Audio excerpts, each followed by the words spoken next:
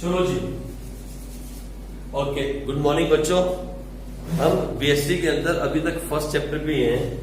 हम पिछले कुछ दिनों से फर्स्ट चैप्टर पे ही घूम रहे हैं, जबकि हमें फर्स्ट चैप्टर कंप्लीट कर लेना चाहिए था, लेकिन बीच में कुछ क्लास मिस हुई, इसलिए हम फर्स्ट चैप्टर कंप्लीट नहीं कर पाए। हमने कितने टॉपिक कर दिए फर्स्ट चैप्टर के? पहले 5 टॉपिक। इसमें हमने मीनिंग ऑफ मैनेजमेंट किया, उसके बाद सेकेंडली हमने क्या किया, कोई पढ़ेगा साथ साथ मेरे फटाफट जल्दी से। पहला था मीनिंग ऑफ मैनेजमेंट, दूसरा फीचर्स ऑफ मैनेजमेंट, तीसरा ऑब्जेक्टिव्स ऑफ मैनेजमेंट और चौथा इंपॉर्टेंस ऑफ मैनेजमेंट। और उसके बाद लेवल्स ऑफ मैनेजमेंट। नेचर तो भी नहीं किया, लेवल्स ऑफ मैनेजमेंट। ठीक है जी, हमने 5 टॉपिक खत्म किए और लेवल्स ऑफ मैनेजमेंट की केस स्टडी हमें करनी थी, जो कि हमने नहीं की, हमने यहीं पे छोड़ा था। लेकिन मैं फिर एक बार आपको रिवाइज करके बोलूं, सारी बीएसटी को आप सुनो मेरी बात, आप सारी बीएसटी को रिवाइज किया करो। बीएसटी की डेफिनेशन जब आपने स्टार्ट की मैनेजमेंट की, तो आपने कहा management is a process. Management is a process. Why process? Because there are so many functions we do in management. यही बात थी ना। कौन से फंक्शंस थे? Planning, organizing, staffing, directing and controlling. अपने आप को रिवाइज करते रहा करो। जब हम फीचर्स पे गए तो हमने मैनेजमेंट के 7 से 8 फीचर पढ़े। ठीक है जी, मैनेजमेंट प्रोग्रेसिव है, हमने ये भी पढ़ा। फिर मैनेजमेंट गोल ओरिएंटेड है, हमने ये भी पढ़ा। ग्रुप एक्टिविटी है, बहुत सारे फीचर्स हमने पढ़े। फिर हम चले गए ऑब्जेक्टिव्स के ऊपर, तो हमने कहा towards society, towards personal, towards company. तीनों को अलग अलग से पढ़ा, यही पढ़ा हमने। फिर हम उससे थोड़ा आगे चले गए तो हमने कहा इंपॉर्टेंस क्या है मैनेजमेंट की, what is the importance of management, हमने उसके बारे में पढ़ा। फाइन, वो भी हमने इंपॉर्टेंस पढ़ी, 7-8 इंपॉर्टेंस हमने पढ़ी। उसके बाद हम आगे चले गए, हमने कहा लेवल्स ऑफ मैनेजमेंट, यानी मैनेजमेंट के 3 लेवल हैं, एक टॉप लेवल, एक मिडिल लेवल और एक नीचे डाउन लेवल, जिसे हम कहते हैं सुपरवाइजरी ऑपरेशनल लेवल। 3 लेवल के बारे में पढ़ा। फाइन, और इसकी केस स्टडी हमें अब करनी है। और इसकी अगला टॉपिक है नेचर ऑफ मैनेजमेंट, मतलब मैनेजमेंट इज एन आर्ट और अ साइंस और अ प्रोफेशन। तो आओ हम इसकी केस स्टडी करें। इसकी केस स्टडी को करते हुए फिर हम आगे बढ़े। आज हम करने वाले हैं केस स्टडी रिलेटेड टू, आप लिख लो, case study related to levels of management. ये तीसरी केस स्टडी आप कर रहे हो, अगर आपको दिमाग में याद हो, you are doing the 3rd case study in this first chapter, इसलिए टाइम लग रहा है। तो केस स्टडी हम कर रहे हैं आज, और लिखो फटाफट जल्दी से। Shivani limited, Shivani limited is a highly reputed company.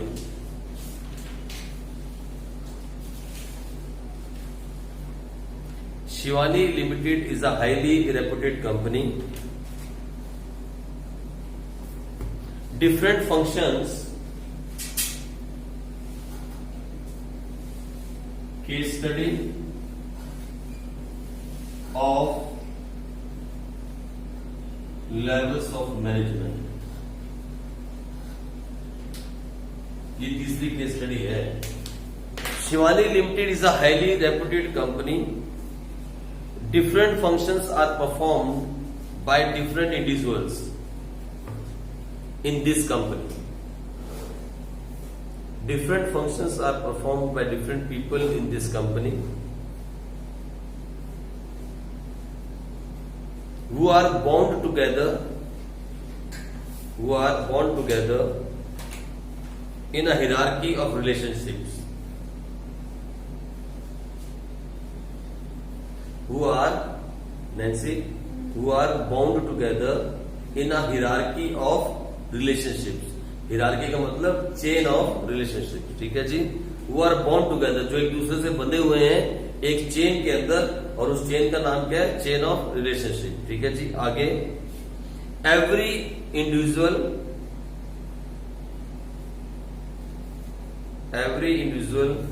in the hierarchy is responsible for successful completion of a particular task.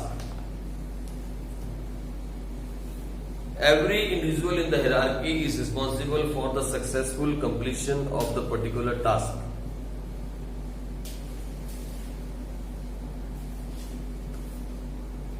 Nancy is responsible Nancy is responsible for the welfare and survival of the organization.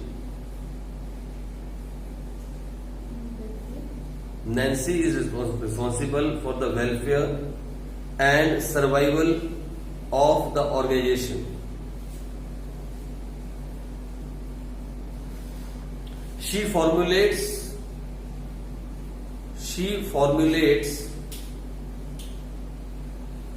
overall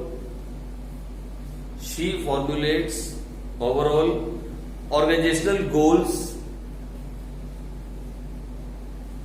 and policies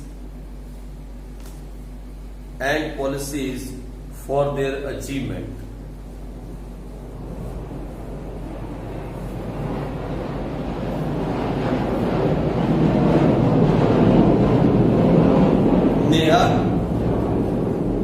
Neha make sure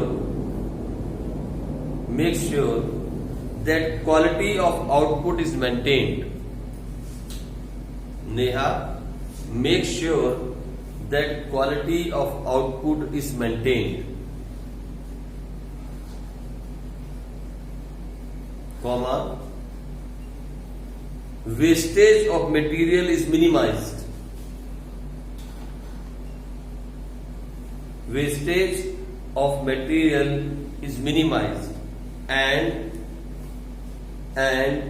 safety standards are maintained.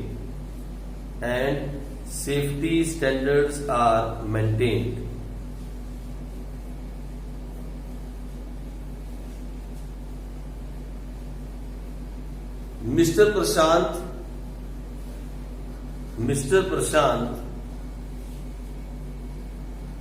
assigns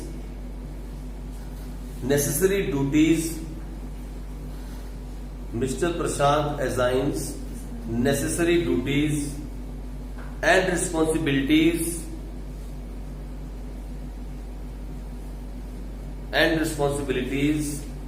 to the personnel.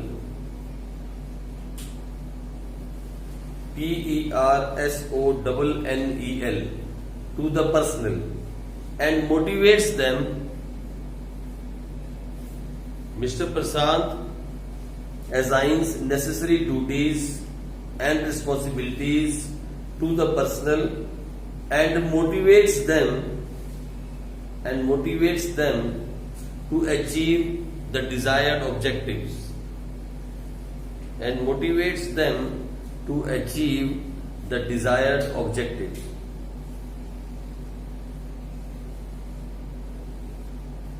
यहां पे आपकी case study खत्म हो गई। पहले case study को एक बार समझ लो, सुनो मेरी बात। इधर नैन्सी नेहा, तुम तो इस केस स्टडी में हो, बात को सुनो। एक कंपनी है शिवानी लिमिटेड, बहुत रेप्यूटेड कंपनी है, हर आदमी अपना अपना काम करता है और वो चेन का हिस्सा है। कौन सी चेन का? हायरार्की ऑफ रिलेशनशिप, उस चेन का हिस्सा है, ठीक है। और आदमी मेक श्योर करता है कि हर काम को सही ढंग से पूरा किया जाए, ठीक है जी, ये बात समझ में आती है। अब एक है वहां नैन्सी का काम है वेलफेयर देखना और कंपनी का सर्वाइवल देखना, कि कंपनी सर्वाइव भी करे और लोगों का विकास भी हो, वेलफेयर भी हो। ये नैन्सी का काम है। नेहा का काम क्या है कि जो आउटपुट कर रही है, जो प्रोडक्शन हो रही है, उसमें कम से कम वेस्टेज हो और सेफ्टी स्टैंडर्ड्स को मेंटेन किया जाए, ये नेहा का काम है। प्रशांत का काम क्या है? लोगों को ड्यूटीज देना, रिस्पॉन्सिबिलिटीज देना और मेक श्योर करना, उन्हें मोटिवेट करना और वो काम कर सके as per the desired objective. 3 लोग हैं इस कंपनी में, शिवानी लिमिटेड में 3 लोग जॉब कर रहे हैं, एक नैन्सी, नेहा और प्रशांत, ठीक है जी। अब क्वेश्चन आ गया, देखो क्वेश्चन क्या है, अब फटाफट जल्दी से। At what levels of management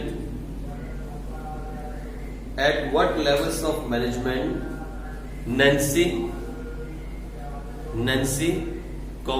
Neha and Prashant working in Shivani Limited? At what levels of management Nancy, Neha and Prashant working in Shivani Limited? ये आपका क्वेश्चन है और ये 6 नंबर का आया था 2012 के अंदर। लो जी, हाँ जी, फटाफट से हम फिर वापस आ गए। फटाफट जल्दी से आप मुझे बताओ, नैन्सी कौन से लेवल पे काम कर रही थी, और आंसर को जस्टिफाई करना।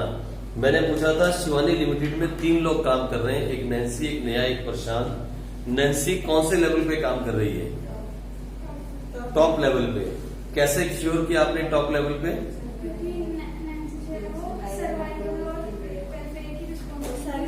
यस, क्योंकि रिस्पॉन्सिबिलिटी ओवरऑल उसी की है, वही सारी पॉलिसीज बना रही हैं कि मेक श्योर की कंपनी सर्वाइव करे। तो Nancy is working at a top level.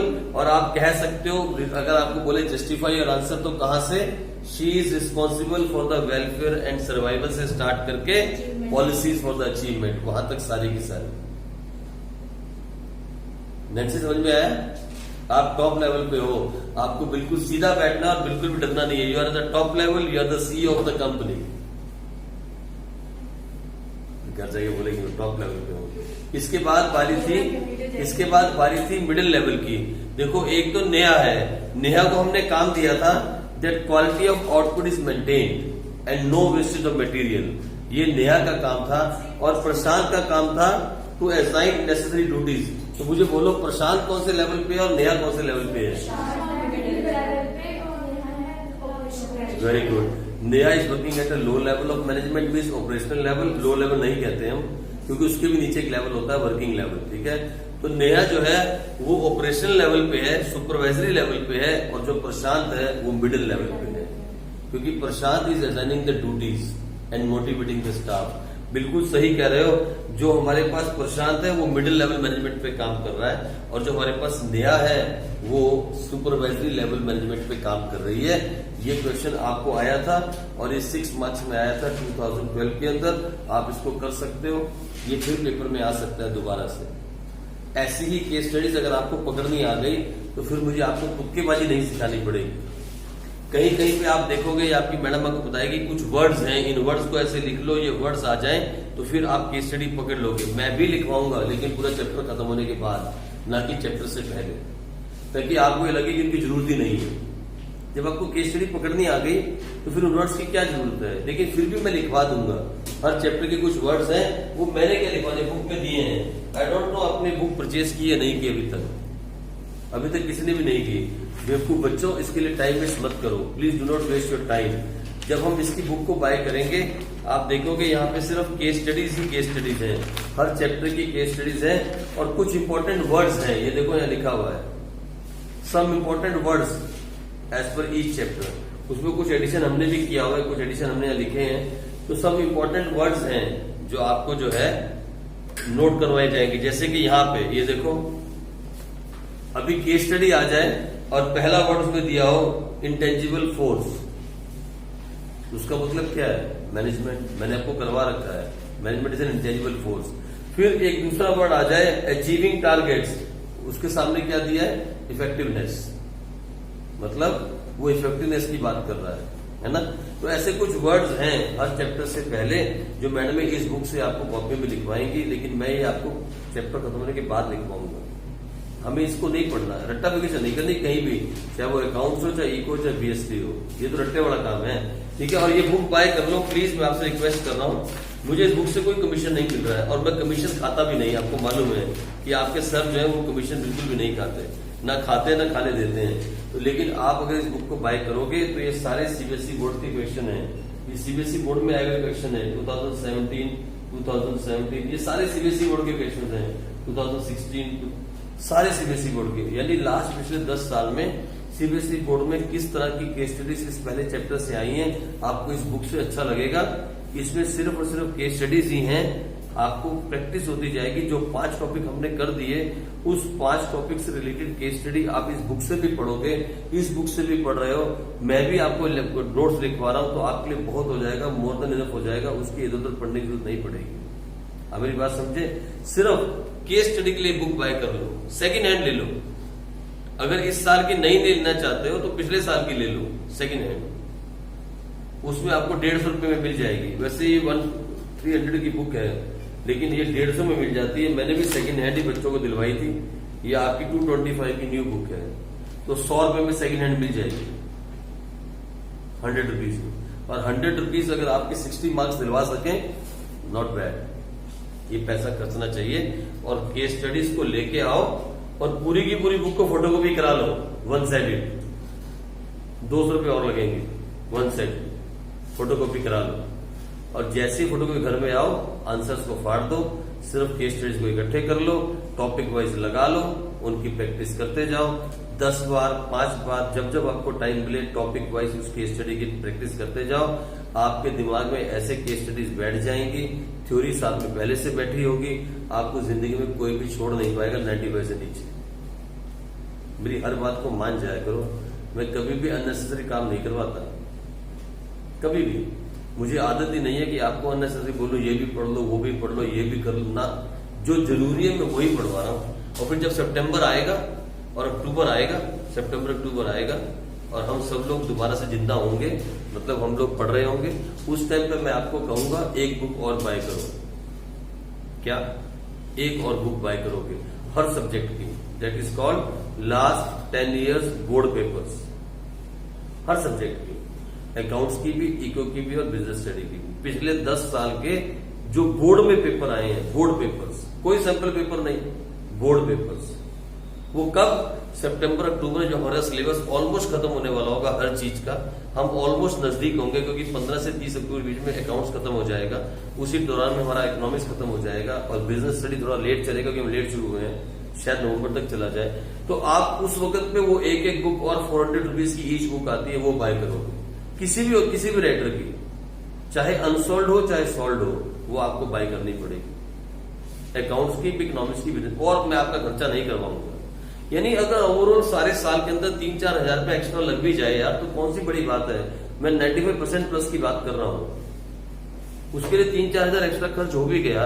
और किताबें भी तो आ रही, बाद में बेच देना, बाद में किसी आगे बेच देना। किसी जो बच्चे रेगुलर 12th क्लास में आएंगे, उन्हें सैंपल पेपर बेच सकते हो आप, आधे रेट में बेच देना। ये वाली बुक भी बेच सकते हो, इसकी कोई जरूरत नहीं है। अपनी मेन बुक्स मत बेचना, बाकी सब बेच देना। आई बात समझ में? तो ये जो फोटोकॉपी के झंझट में आपको बोलता हूं ना, प्लीज मेरी बात माना करो यार, इसमें आपका बेनिफिट है। मैं बोल के चुप हो जाऊंगा, आप नहीं मानोगे, मैं तब भी चुप हो जाऊंगा, वैसे उससे आपका लॉस होगा, मेरा नहीं होगा। ये स्टाइल है भाई पढ़ाई करने का 12th क्लास में, हमारी मर्जी नहीं है। It's a style to study in class 12 to get good marks. ठीक है जी, ये सब मैं आपको बातें बता रहा हूँ। आओ आगे चले नेक्स्ट टॉपिक की तरफ। हमारा अगला टॉपिक है levels of management, no, nature of management. आ जाओ नेक्स्ट टॉपिक, टॉपिक नंबर 6। और कल आपका टेस्ट है। कल टेस्ट है कि वेडनेसडे? कब आता है? वेडनेसडे यानी कल ही है। ठीक है, कल टेस्ट है आपका। आप फोन लेके आना, साथ में आते हुए फोन ले आना। मैं आपको फोन पे पेपर भेजूंगा, यहीं बैठ के आप मेरे सामने करोगे। ठीक है, मोबाइल साथ में ले आना आप, नहीं तो मुझे प्रिंट आउट निकलवाना पड़ेगा। फाइन, तो चलो आ जाओ फटाफट जल्दी से हम करें अगला टॉपिक। और नेक्स्ट टॉपिक का नाम है नेचर ऑफ मैनेजमेंट। देखो, जब बात नेचर की होती है ना, नेचर ऑफ मैनेजमेंट की बात हो, तो यहां दिमाग में 3 बातें आती हैं कि मैनेजमेंट एक साइंस है, या मैनेजमेंट एक आर्ट है, या मैनेजमेंट एक प्रोफेशन है।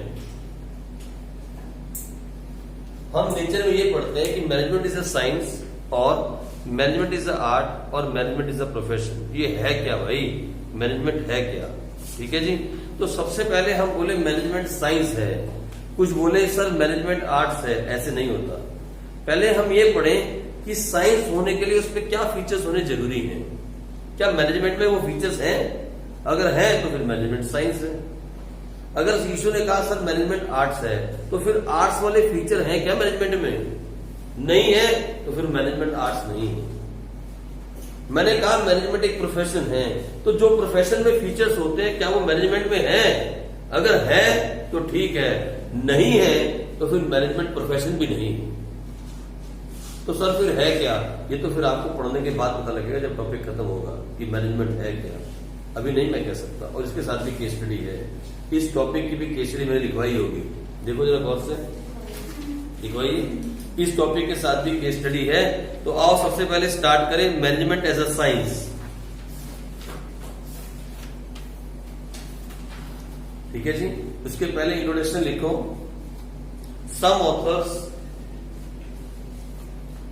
some authors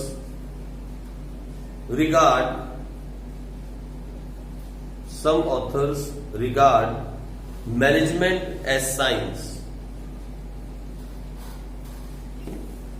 and some as art.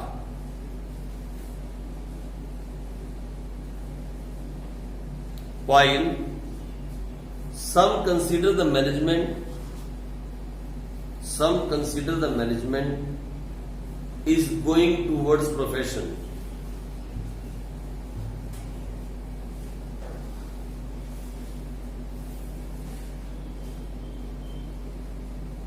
To conclude, going towards profession. To conclude whether management is an art, science or profession, we must understand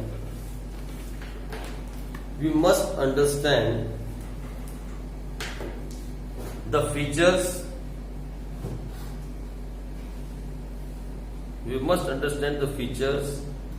of science, art and profession. उनके features का पता होना जरूरी है, तभी तो हम कंक्लूड कर पाएंगे भैया ये साइंस है, आर्ट्स है या प्रोफेशन है. ठीक है. तो सबसे पहले management as a science.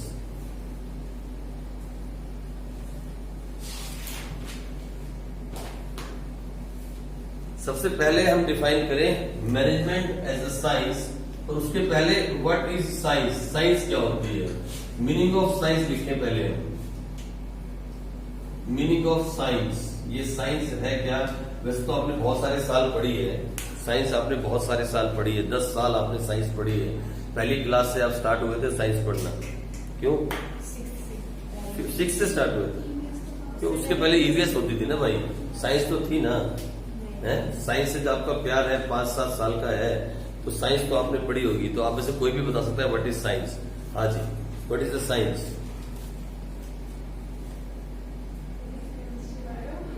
Physics, chemistry, bio is science. वाह, very good, very good. What is science है. देखा, 10 साल आपको टीचर ने पढ़ाया, पर ये कभी नहीं बताया कि साइंस होती क्या है. सोचा कितना बड़ा लैक है यार टीचिंग के अंदर. टीचिंग में कितने बड़ा गैप है, सोच के देखो आप. We are lacking something serious in teaching, you know, when it's come to teaching, और बेसिकली स्कूल्स के अंदर हम कितना लैक कर रहे हैं. तो कोई बता नहीं सकता साइंस है क्या. और 5 साल, तो 5 साल बोल रही है, 6, 7, 8, 9, 10 तो प्रॉपर साइंस पढ़ा है, और 9th और 10th में तो प्रॉपर पढ़ा है. फिजिक्स, केमिस्ट्री, बायो पढ़े है ना. पढ़े हो कि नहीं पढ़े हो, सब पढ़े हो ना आप, चाहे कॉमर्स लिए बाद में. लेकिन बता सकते हो व्हाट इज साइंस.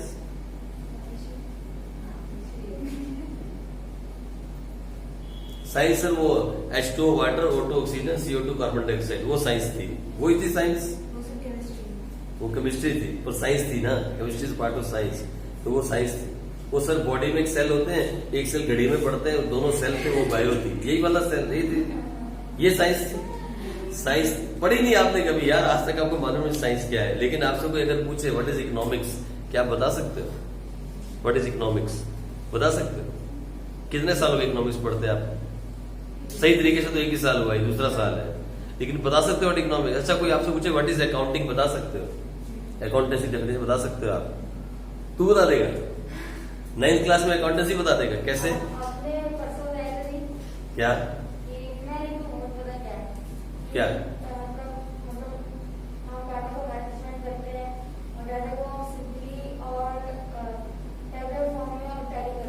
वो तो स्टैट है बेटे, अकाउंटिंग की डेफिनेशन.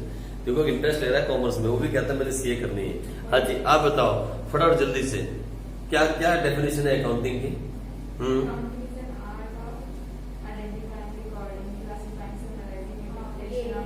लो देखा, बताए.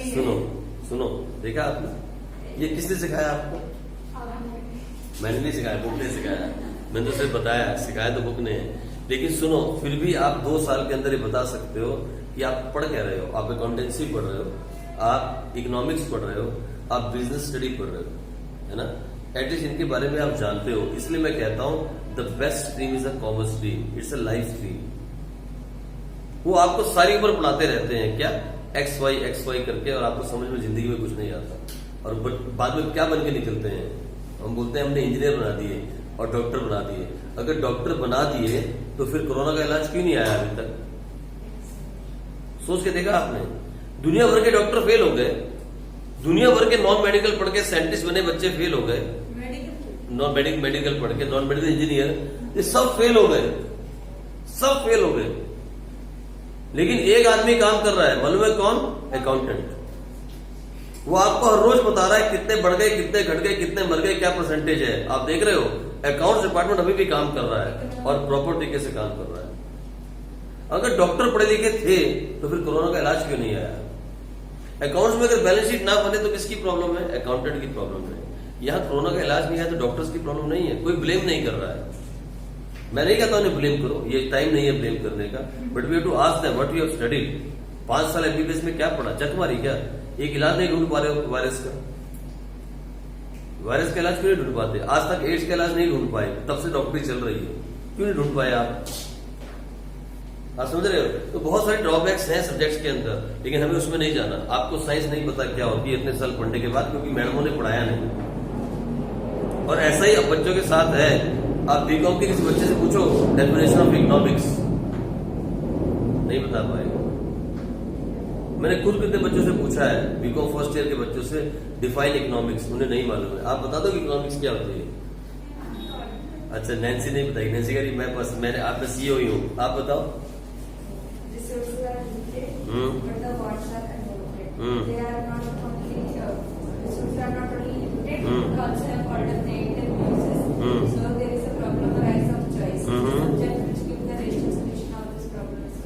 वाह, देखा, सच बोलता हूँ आप बहुत किस्मत वाले हो कि आपको डेफिनेशन ऐसे से याद है, लेकिन बहुत सारे बच्चों को नहीं मालूम जो पिछले पूरे साल इकोनॉमिक्स पढ़ चुके और इस साल भी इकोनॉमिक्स पढ़ रहे हैं। मालूम है आप? मालूम थी आपको? ऐसे डेफिनेशन मालूम थी इकोनॉमिक्स की? यहाँ बताई थी मैंने, समझाई थी, है ना। तो अब साइंस लिखते हैं। और साइंस क्या है? चलो तो पहले मीनिंग ऑफ साइंस लिखते हैं, आ जाओ। Science can be defined,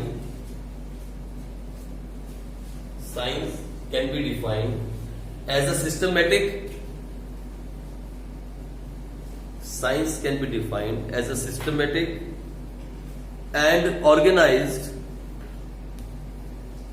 body of knowledge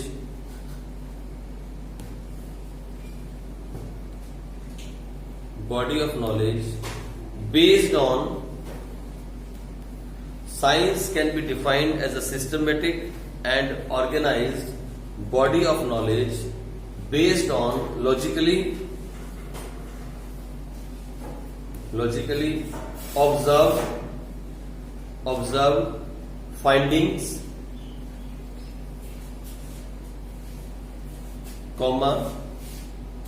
facts and events। ठीक है जी, फैक्ट्स एंड इवेंट्स, ये है science.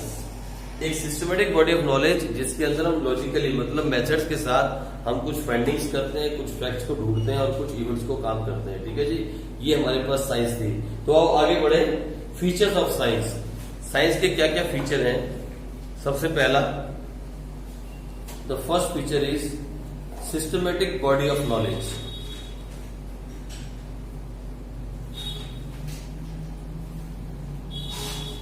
The first feature is systematic body of knowledge।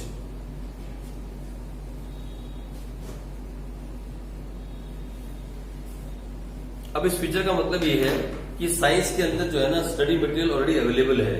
आपने किताब उठाई, सब कुछ अवेलेबल है, पढ़ाई की और साइंस के आप स्टूडेंट बन गए आप इंजीनियर, ठीक है जी, या बन गए आप डॉक्टर। इसे बोलते हैं सिस्टमेटिक बॉडी ऑफ नॉलेज। ठीक, तो लिखो फटाफट जल्दी से। इन साइंस या इसको एक्सप्लेन करना है पहले फीचर को। In science organized and systematic organized and systematic study material is available.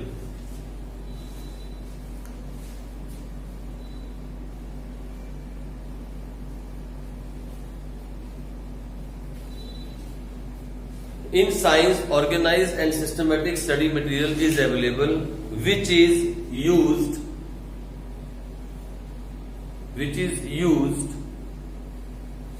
to acquire the knowledge of science. Which is used to acquire the knowledge of science. जब कभी भी हमें साइंस पढ़नी है तो हमारे पास ऑलरेडी स्टडी मटेरियल अवेलेबल है, बस उसको उठाओ, किताबों को पढ़ना स्टार्ट करो और साइंस के अंदर घुस जाओ, साइंस रीडर बन जाओ। ठीक है जी, यहीं पे छोड़ दो इस पॉइंट को, अगली लाइन में आओ। Next line, like science in management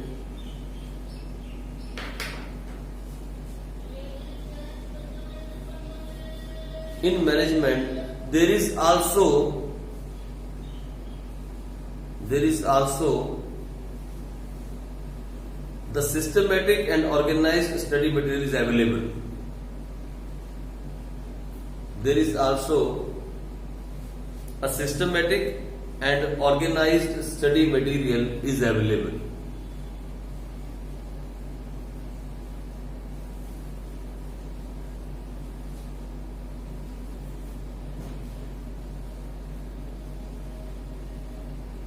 So this feature of science is the same as management. पहला वाला, ये अगली लाइन ना, नेक्स्ट लाइन में कंक्लूड करके नया अगली लाइन में लिखना, ये जहाँ खत्म किया उसके नेक्स्ट में लिखना कंक्लूड। तो क्या कंक्लूड किया आपने? This feature of science is also as same as management, यानी मैनेजमेंट के अंदर भी सेम फीचर है साइंस वाला, पहला वाला। क्या feature? Systematic body of knowledge.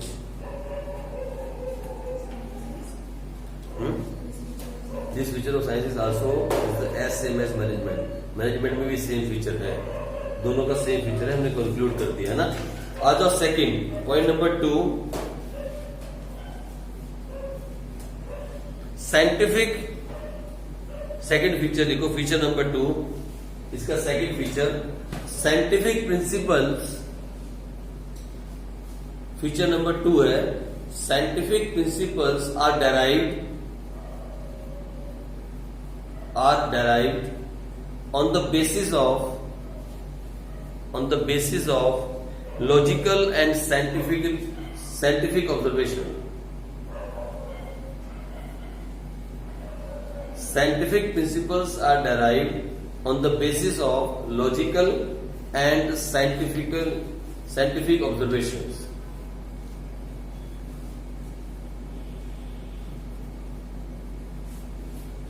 अब इसमें लिखो, क्या लिखेंगे हम? The scientists perform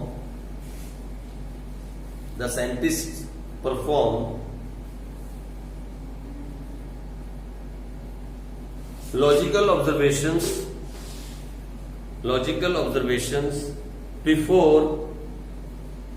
before deriving any principle or theory.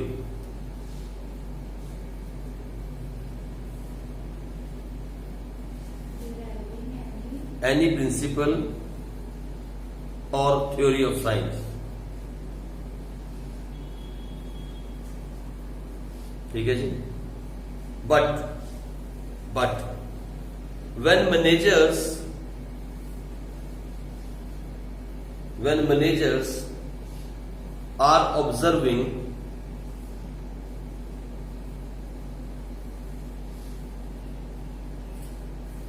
they have to observe the human being.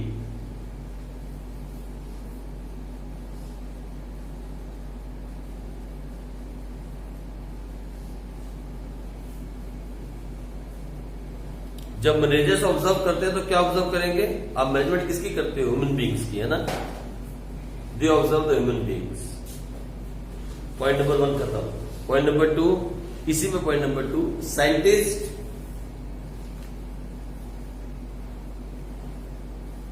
always observe the objects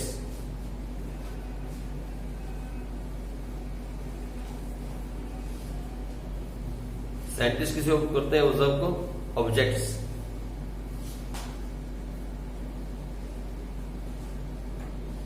and management observe the humans.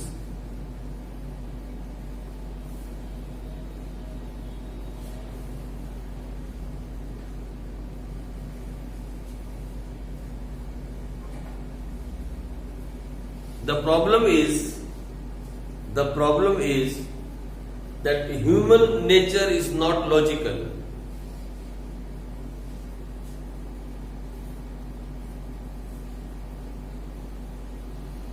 आप समझते हो? Human nature is not logical. एक जैसा नहीं होता भैया। धृति का अलग नेचर है, इसे गुस्सा कम आएगा जल्दी। अगर नैन्सी का अलग नेचर है, नैन्सी ऐसे करती थी, अब नहीं करती आजकल। नेहा का अलग नेचर है, सबका अलग अलग नेचर है ना। एक जैसा समान नेचर तो नहीं है।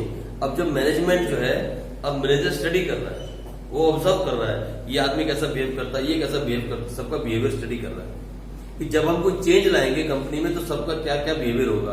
अब वो सबका सेम अलग अलग होगा, किसी का भी सेम नहीं होगा। लेकिन साइंस में क्या पढ़ा जाता है? ऑब्जेक्ट्स के बारे में, और ऑब्जेक्ट्स का बिहेवियर क्या रहता है? सेम रहता है आगे। तो हम जब मैनेजमेंट की स्टडी करते हैं, हम ह्यूमन नेचर की स्टडी करते हैं, और ह्यूमन नेचर जो है वो जो है लॉजिकल नहीं है। सो नाउ कंक्लूजन लिखो, कंक्लूड करो, कंक्लूड करो। So we can conclude that this feature of science is not present in management. We can conclude that this feature of science is not present in management.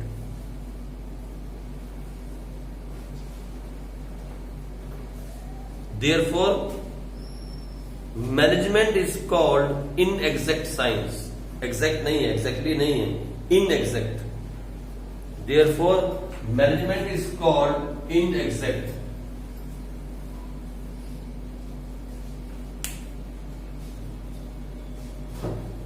Management को हम इनएग्जैक्ट science कह सकते हैं, which is not exactly science. ठीक है जी। ये दूसरा feature था साइंस का जो हमने कहा मैनेजमेंट में नहीं पाया जाता। पहला वाला पाया गया, कौन सा? Systematic body of knowledge. जैसे वहां स्टडी मटेरियल अवेलेबल है, बच्चे साइंस में जाते हैं, साइंस को पढ़ते हैं और इंजीनियर या डॉक्टर बनते हैं, ऐसे मैनेजमेंट पढ़ने वाले बच्चों के लिए भी स्टडी मटेरियल अवेलेबल है। तो दोनों का फीचर सेम है। Systematic body of knowledge science भी है और मैनेजमेंट भी है। बात आई दूसरी की, जब हमने सेकंड की बात की तो हमने कहा जो साइंटिफिक ऑब्जर्वेशंस हैं, जो साइंटिफिक जो लोग भी बनाते हैं साइंस के बारे में, जो साइंटिस्ट कुछ ना कुछ रूल्स बनाते हैं या कुछ ना कुछ ऑब्जर्वेशंस करते हैं, वो ऑब्जर्व करते हैं ऑब्जेक्ट्स को। कोई भी साइंस का फॉर्मूला या थ्योरी डेराइव होती है तो वो ऑब्जेक्ट्स के ऊपर क्या किया जाता है? ऑब्जर्वेशन होती है। लेकिन मैनेजमेंट ऑब्जर्व करती है ह्यूमन नेचर को, और ह्यूमन नेचर जो है वो लॉजिकल नहीं है। तो इसका मतलब ये वाला फीचर जो है साइंस का वो मैनेजमेंट में नहीं है। इसलिए हम मैनेजमेंट को इस फीचर के हिसाब से इनएग्जैक्ट साइंस कह सकते हैं। मैनेजमेंट साइंस नहीं है इस फीचर के हिसाब से। अभी दो फीचर और बाकी हैं, फिर हम अपना कंक्लूजन लिखेंगे। अभी हमें दो फीचर और करने हैं साइंस के बारे में, तब हम अपना फाइनल कंक्लूजन देंगे कि मैनेजमेंट साइंस है भी या नहीं। ठीक है जी। ये हम आगे पढ़ेंगे कल आपका पेपर है, कल आपका टेस्ट है। पहले 5 टॉपिक, फर्स्ट 5 टॉपिक में से आपका कल टेस्ट होगा, जिसमें केस स्टडी भी है और थ्योरी भी है। 1 घंटे में कवर करना होगा। 20 से 25 मार्क्स का टेस्ट रखेंगे। ठीक है जी। पता लगे आपने कहां तक पढ़ा अभी तक। ठीक है, चलो जी, कल मिलेंगे।